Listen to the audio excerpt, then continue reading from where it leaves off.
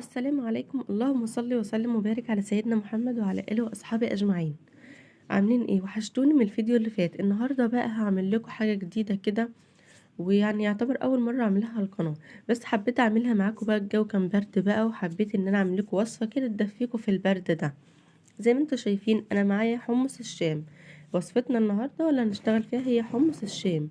أنا جبته كده ونقعته من امبارح في المية عشان خاطر الحباية تنفش معانا زي ما انتوا شايفين كده، وكمان يستوي معانا بسرعة.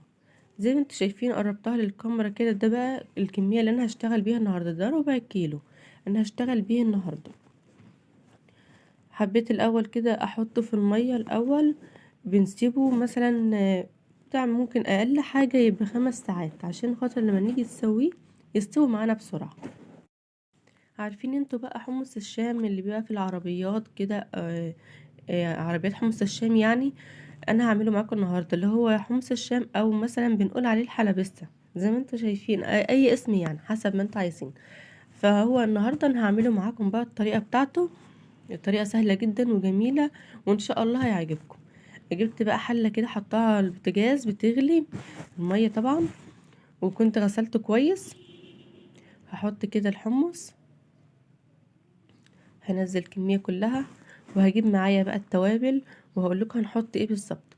معايا هنا كمون وملح وتوم وبصل. مش هحط اي حاجة تانية. ده التوم انا كنت مفرزاه في الفريزر، والكمون طبعا والبصلة والملح. مش هحط اي حاجة تانية. في لسه برضو اضافة تانية، سوري. هقلب كويس.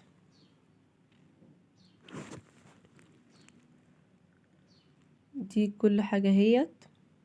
فاضل برضو عندي بقى ايه؟ عصير الطماطم اللي انا هحطه عليه. ده بقى عصير الطماطم. انا كنت عاملاها برضو مصفياها كده وحطها جنبي. هنزلها كده عليه. هقلب كويس بقى واغطي عليه واسيبه لحد ما يستوي خالص. هوريهولكوا بعد كده. اهم حاجه ان احنا نسيبوه يستوي كويس، عشان خاطر واحنا بناكلوه ما نحسش بيه كده ان هو لسه محتاج سوا. نسيبه براحته خالص كده على البوتاجاز، وكل شويه برضو نبص عليه ونخلي بالنا منه عشان برضو ما يتحرقش معانا وكده. ده طبعا بعد ما استوى بشويه كده، كان خلاص فاضله شويه. بس هوريكم برضو هنحط عليه ايه. ده شكله بعد ما استوى يعني. معايا هنا بقى السر ده اللي بيخلي طعمه جميل طبعا، وبيخلي ملهوش حل. مرقة الدجاج. بحط له كده مكعب مرقة، بتديله طعم حلو قوي، وبيبقى جميل جدا معانا. المرقة دي بتخليه حلو يعني. فعايزاكم برضو تحطوها لما تيجوا تعملوه. تحطوا له مرقة الدجاج دي، بتدي طعم جميل جدا. وبكده بقى يكون حمص الشام استوى معايا، وهشيله بقى من على البوتاجاز. خلاص مش هسوي اكتر من كده، لان هو استوى طبعا. هوريكم بقى الخطوة اللي بعد كده هنعمل فيه ايه، وهنعمل الدقة ازاي. زي ما انتوا شايفين انا سبته بقى لحد ما برد شوية كده، وبقى بالشكل ده. هاخد بقى البصلة دي هركنها على جنب، انا مش هحتاجها في حاجة خلاص. دلوقتي بقى هنعمل الدقة بتاعة حمص الشام. هوريكم هعملها ازاي، بتبقى جميلة جدا. هجيب كده طبقين، طبق فيه معلقة كمون وطبق فيه معلقة شطة.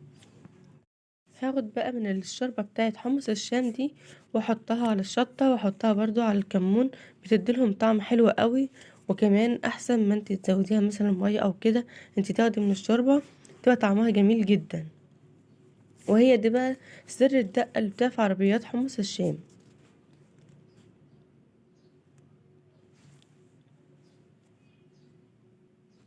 هقلبها بقى كويس كده، وتبقى طعمها جميل جدا، احسن كمان من اللي بتبقى موجوده في العربيات. وكمان حمص الشام اللي انت بتعمليه في البيت ده بيبقى جميل جدا، احسن من بتاع العربيات. على الاقل انت ضامناه ان انت غسلاه كويس ومسوياه كويس، ومش حاطه عليه اي حاجه تانية. بيبقى جميل جدا، وبيبقى حاجه مضمونه تقدري تديها لولادك وانت مطمنه. هجيب بقى كاسات كده عشان خاطر افضي فيها حمص الشام. هحط كده من الشطه ومن الكمون زي ما انتوا شايفين. طبعا انا حاطه الشطه لوحدها والكمون لوحده، عشان خاطر اللي عايز يزود شطه اللي عايز يزود كمون يكون براحته. هحط بقى كده حمص الشام.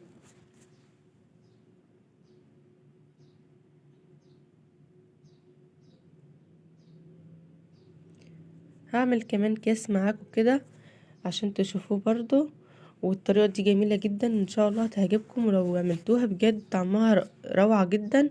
انا ما كنتش اتخيل ان هي تبقى بالجمال ده، جميلة قوي. وياريت تعملوها بقى في البرد اللي احنا فيه ده، حاجة كده تدفيكم، بجد جميل جدا.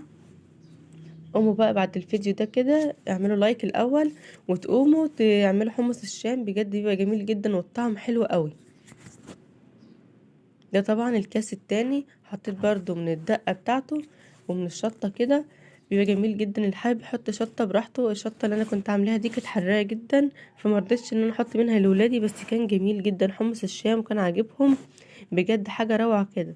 جبت برضو الليمون عشان خاطر احطله ليمون، بيديله طعم حلو. وهزين بيه بقى الكاسات كده زي ما انتوا شايفين. بجد الصراحة كان حمص الشام ده حاجة روعة. ولادي كان عاجبهم قوي، وحبيت بقى ان انا اشارككم الفيديو كده، وان شاء الله تبقى وصفة جميلة معاكم. يا ريت بقى ما تنسوناش في اللايك، اللي بيتفرج على الفيديو لحد دلوقتي يا ريت يحط لايك. دي الدقة طبعا انا وريتها لكم كده، الحراقة والكمون. وده طبعا حمص الشام بعد ما خلصت، كان جميل جدا بجد. الوصفة كانت هايلة وعجبت كل اللي كان من حمص الشام، كان عاجبه.